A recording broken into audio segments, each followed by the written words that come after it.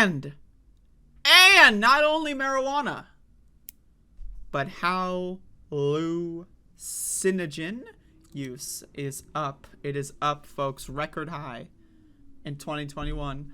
Record high. Not only is marijuana going up, skyrocketing, but hallucinogen use among young adults is jumping the hell up. Jumping the fuck up. Jumping the fuck up. CNN, young adults were using marijuana and hallucinogens at record rates in 2021. New data shows vaping also increased significantly among this age group last year, despite leveling off during the first year of the COVID-19 pandemic. People ages 19 to 30 were surveyed as part of the Monitoring the Future study. We gotta monitor the future. Holy shit. Conducted by researchers at the University of Michigan and funded by the National Institutes of Health since 1975.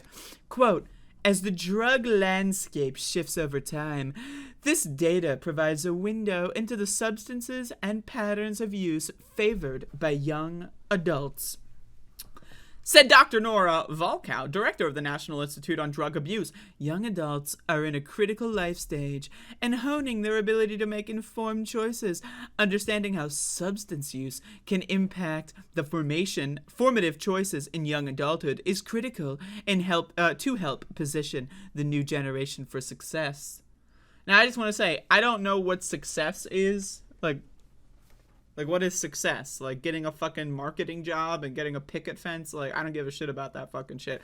I think I can speak for all young adults. As a ripe, but not too ripe, 26-year-old, right? I'm in the young adult category. I'm young. I'm an adult. I'm hip. I'm happening. Look at this. Look how hip I am. Woo! Yeah, does anyone want to smoke weed and do fucking, hallucinogens? Woo! Yeah, look how cool I am. I'm cool as shit. And I'm a young adult.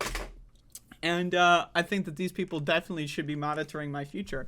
The survey found that more than 1 in 10, 11%, young adults reported using marijuana on a daily basis in 2021. I gotta say, raise your hand. Raise your hand if you're using marijuana every day in 2021. Raise your hand. In fact, I'm raising them both. Why? Because I'm cool and I'm a young adult. Look how cool I am. Holy shit, I was smoking a lot of weed in 2021, baby. Oh, yeah. That's right, I'm a weed user. That's right. Woo! All right, anyway, now enough with the cringe. And more than 2 in 5, 43%, had used it in the past year. Rates of daily marijuana use nearly doubled over the past 10 years for this age group, and past year use jumped nearly 50%. Vaping prevalence is growing even faster among young adults, and on a steady upward trend, according to the study. After slowing in 2020, rates of nicotine vaping in 2021 were nearly triple what they were 5 years ago. And rates of marijuana vaping were about double. About 16% of young adults reported vaping nicotine in the past month and 12% vaping marijuana in the past month. I just gotta be honest, and I'm being real with y'all. Nicotine is lame. If you're smoking cigarettes or vaping nicotine, you're a loser, right? We have better drugs, like marijuana, which is a lot cooler. It's actually psychoactive, it's fun, and it doesn't cause the extremely unfortunate health problems that nicotine, especially cigarettes, do, right? If you're vaping nicotine, you're a loser. I'm sorry. Now, I know you're a drug addict. It's all good, just like those people that can't stop eating cheeseburgers. But come on now. We got cool fucking drugs. We got marijuana. Look how cool it is. Like, whoa, right? You don't need to be doing that nicotine-ass shit. You're a lame-o. You don't want to be lame. You don't want to be lame like those old men. You know who fucking smokes cigarettes old men, baby boomers, you know, fucking wine moms. You don't want to be like an Elizabeth Warren voter. You don't want to be like these people. You want to be cool, man. You want to be smoking weed with the cool kids. Fuck that nicotine ass shit. You know what I'm saying? Fuck that. I'm anti-nicotine. Get the hell out of here. Get the hell out of here with that nicotine shit. The latest survey was conducted online between April and October of last year. But in April 2022, a loophole that vaping companies have used to circumvent regulators and keep their products on shelves closed, enabling the US FDA to go after the myriad products being marketed illegally and in a variety of flavors. I love this idea that they're going to ban fucking nicotine flavors. Like, oh, sorry, you can't have your cotton candy vapes anymore. But you're allowed to have Fanta? Wait, let me get this straight. Blueberry vape carts, banned. Can't do it. Vanilla Coke, completely legal.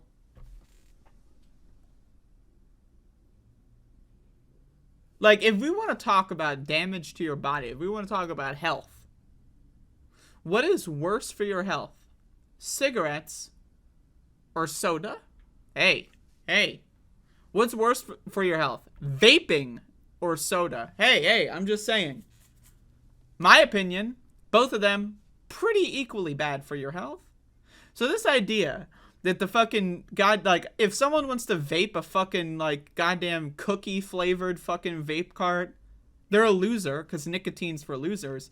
But I mean, what the fuck? How are you gonna have pineapple flavored Fanta on the fucking store shelves, but you're not gonna have goddamn fucking, I don't know, mango flavored nicotine carts? Like, that is some bull ass shit. I'm just saying.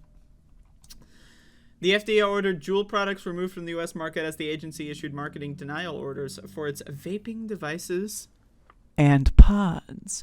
After a U.S. appeals court at least temporarily delayed the ban, and the company gears up to appeal the decision and defend the safety of its inventory, overall, young adults are less likely to use hallucinogens than marijuana. It's a little unfortunate.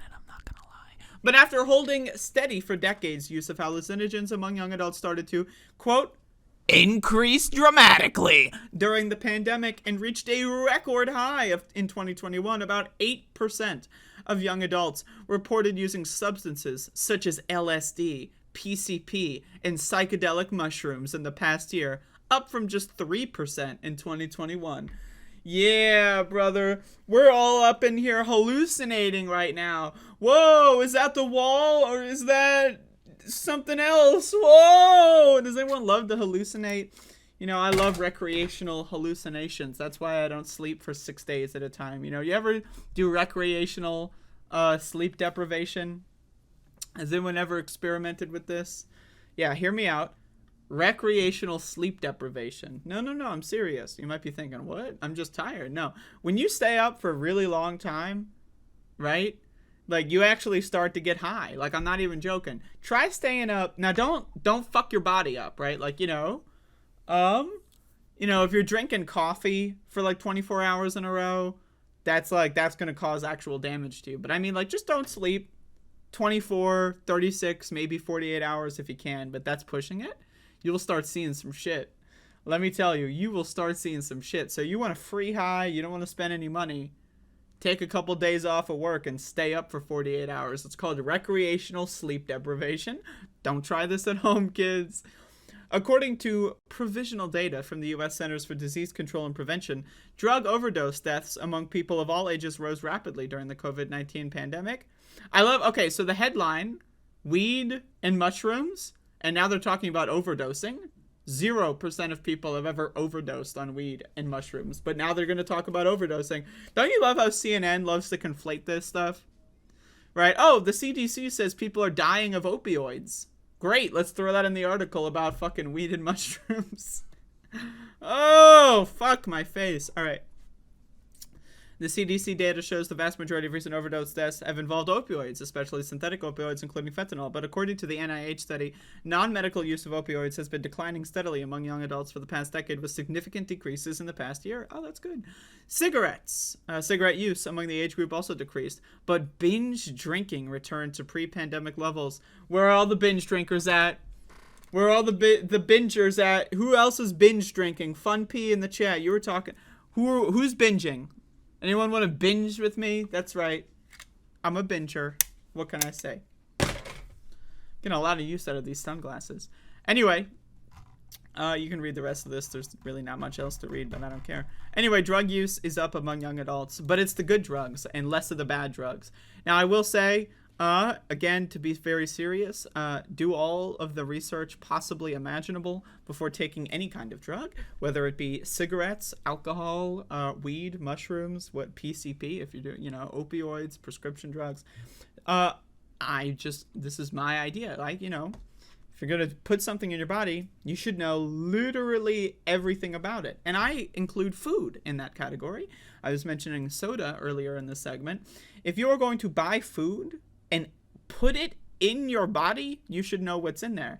This idea that we need to be so afraid of drugs like marijuana, and yet you could just go to a Wendy's. Like how many Wendy's are in like a fucking 5-mile radius of you right now? How many McDonald's, how many fast food joints in general are within a 5-mile radius?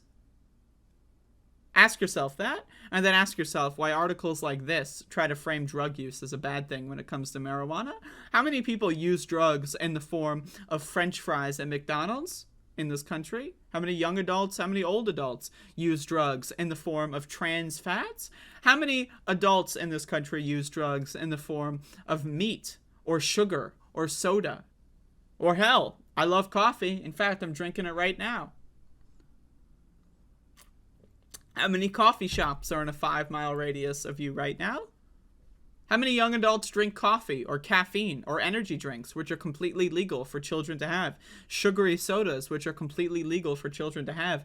I'm just saying, I'm just throwing this out there. So we're going to have these conversations about what we're putting into our bodies and what's healthy and what's not healthy. Personally, I think things like marijuana and mushrooms are a lot less damaging than things like hamburgers and chicken wings. That's just my opinion. Than things like high fructose corn syrup and soda pop and ketchup. Why do people put ketchup on everything? That's a drug. I know it sounds silly to you because you're a fucking drug addict, right? But ketchup is a drug. It makes everything worse, and it covers it with poison, also known as fructose, which, again, leads to fatty liver disease, metabolic syndrome, pre-diabetes, diabetes, and death because you can't afford to go to the doctor or can't afford to buy insulin. So I'm just saying, right? We're getting there's a lot of these, reefer madness, the kids are smoking the weeds, right? But again, how many people are hooked on high fructose corn syrup in this fucking country? Anyway, there you go. That's all I really have to say there.